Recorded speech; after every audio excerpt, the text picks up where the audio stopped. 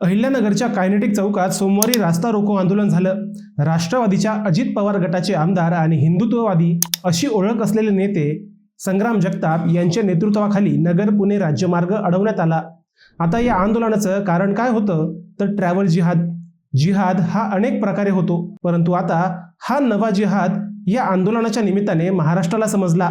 एका विशिष्ट धर्मातील कट्टरपंथीय गेल्या कित्येक वर्षांपासून ट्रॅव्हल्स, काळी पिवळी, चारचाकी, रिक्षा किंवा इतर वाहनातून अवैध प्रवासी वाहतूक करतात। याच प्रवासादरम्यान ते हिंदू धर्मातील मुली व महिलांना प्रेमाच्या जाळ्यात ओढून त्यांची छेडछाड, अत्याचार हे प्रकार करतात असा आरोप आहे।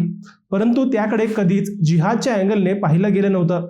महाराष्ट्रभर हे प्रकार घडत आलेत, परंतु आता नगरमधील एका प्रकारानंतर हा ट्रॅव्हल्स जिहाद पहिल्यांदा समोर आला। याच ट्रॅव्हल जिहादाविरोधात सोमवारी नगर पुणे महामार्ग अडवण्यात आला।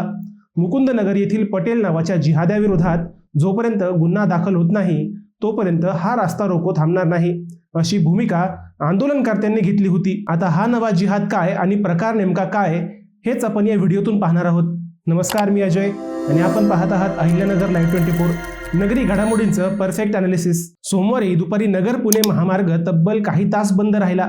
भर उन्हात हिंदुत्ववादी संघटनांनी हा महामार्ग अडवला, रास्ता रोको केला। या आंदोलनाचं कारण होतं एका विशिष्ट समाजाचा जिहाद, लव्ह जिहाद, IT जिहाद, लँड जिहाद, स्कूल जिहाद, कोचिंग जिहाद, डिलिव्हरी जिहाद, फ्रूट जिहाद, वोट जिहाद, नंतर आता ट्रॅव्हल्स जिहादचा आरोप या हिंदुत्ववादी संघटनेने केला आहे। आता हा आरोप का झाला तर 2 दिवसांपूर्वी शिवशाही बसमध्ये एका तरुणीची मुस्लिम तरुणाकडून छेडछाड करण्याचा प्रकार घडला। यापूर्वीही प्रवासादरम्यान याच समाजाच्या काही तरुणांकडून हे प्रकार वारंवार घडले आहेत।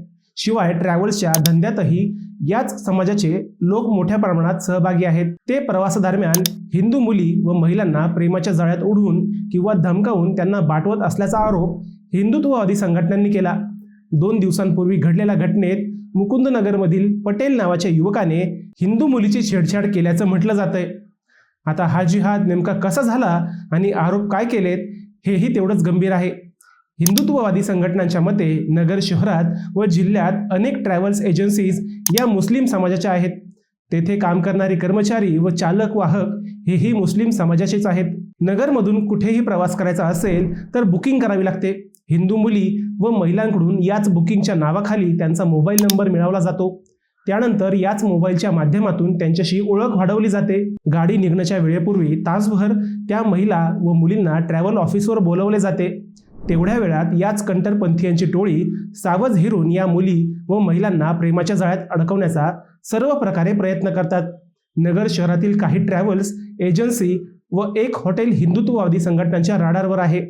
इथूनच ट्रॅव्हल जिहाद सुरू झाला असा आरोप हिंदुत्ववादी कार्यकर्त्यांनी केला। नगर जिल्ह्यात खेडोपाडी 6 आसनी रिक्षा, टमटम, ॲपे, काळी पिवळी, पिकअप यासारखी प्रवासी वाहने मोठ्या प्रमाणात याच समाजाची आहेत।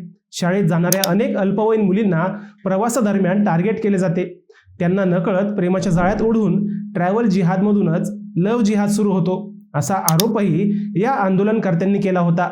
जिल्हाभर यापूर्वीही अशा अनेक घटना घडल्या, परंतु धर्माच्या अँगलने या घटनांकडे पाहिलं गेलं नाही। परंतु आता ट्रॅव्हल्स जिहादाविरोधात हिंदुत्ववादी संघटना रस्त्यावर उतरल्यावर अशा अनेक घटना समोर येण्याची शक्यता व्यक्त केली जात आहे। मित्रांनो, तुम्हाला या विषयावर काय वाटतं हे आम्हाला कमेंट करून नक्की कळवा। शिवाय व्हिडिओ आवडला असेल तर चॅनलला सबस्क्राईब करून व्हिडिओला लाईक करायला विसरू नका। पुन्हा भेटूया नव्या विषयावर, तोपर्यंत सप्रेम, नमस्कार।